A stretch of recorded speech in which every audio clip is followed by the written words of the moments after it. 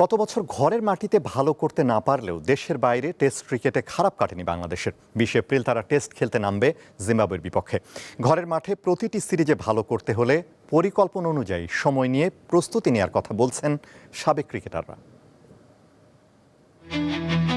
15 April 2 ম্যাচের test series খেলতে বাংলাদেশে আসছে জিম্বাবুয়ে। এই দলটির বিপক্ষে টাইগারদের প্রস্তুতি শুরু হওয়ার কথা ছিল 11 এপ্রিল। তবে প্রিমিয়ার লিগের জন্য প্রস্তুতি কিছুটা দেরি হচ্ছে।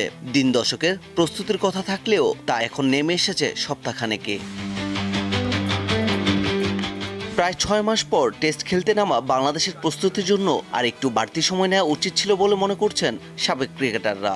এখন আমরা টেস্ট ম্যাচ খেলবো, কিন্তু প্লেয়াররা কিন্তু সবাই ওয়ানডে ক্রিকেট খেলছি। ন্যাশনাল টিমে যারা খেলবেন তাদের নিয়ে যদি আমরা ভালো প্রিপারেশনটা নিতে পারতাম, অ্যাটলিস্ট 10 দিন 12 দিন যদি যেই ফরম্যাটটা আপনি খেলবেন ওই ফরম্যাটটার জন্য অ্যাটলিস্ট 10-12 দিন যদি ভালো প্রিপারেশন নেওয়া যেত, তাহলে আমার মনে হয় যে ভালো ক্রিকেট খেলা সম্ভব হতো। প্রতিটি আন্তর্জাতিক সিরিজেই চ্যালেঞ্জ থাকে, এখানেও থাকবে বলে মনে করেন তারা।